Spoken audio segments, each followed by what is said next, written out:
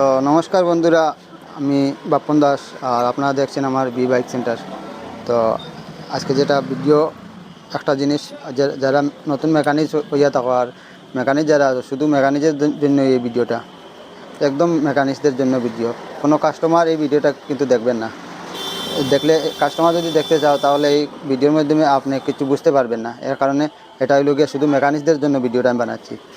আমরা বেশিরভাগ মেকানিক্সে কী করে, এই যে আমরা কানেক্টিং রডটা আমরা চেঞ্জ করাই, অন্যখানে গিয়ে চেঞ্জ করার আসল কারণটা হইল গিয়া এটা এই যে সাইড প্লে যেটা থাকে, এটা যে সাইড প্লে থাকে, সাইড প্লেটা আমরা যদি এরকম করে তখন আমরা এটা চেঞ্জ করতে লাগে, নতুন রড কিনিয়া এটা নিয়ে ফিটিং করাইতে লাগে। আমরা কী করি, আমরা এটা ফিটিং করাইয়া আনিয়া একদম গাড়িতে বসিয়ে দিই। ওখান থেকে ফিটিং করিয়ে নিয়ে এসে আমরা বাইকে বসিয়ে দিই।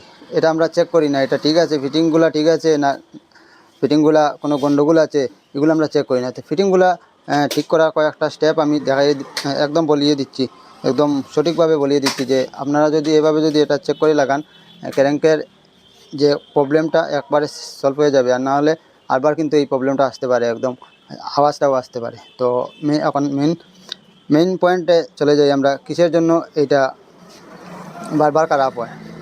আমরা এই যে রডটা লাগানোর পরে আমরা যখন দোকানে নিয়ে আসার পরে এই যে সেদা আছে, এদিকে একটা সেদা আছে, এই বাইকের কিন্তু এই সেদা দিকে অয়েল পাস হয়।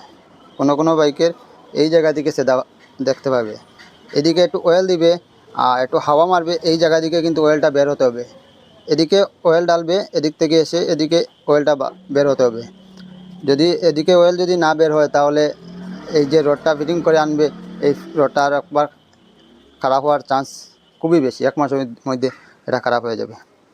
আরেকটা জিনিস আপনারা নিজেই চেক করতে পারবেন, যেমন এই ক্যারেংটা গাড়ি ফিটিং করানোর পরে এরকম ঘুরিয়ে দেখবেন যে কোনো টাল আছে।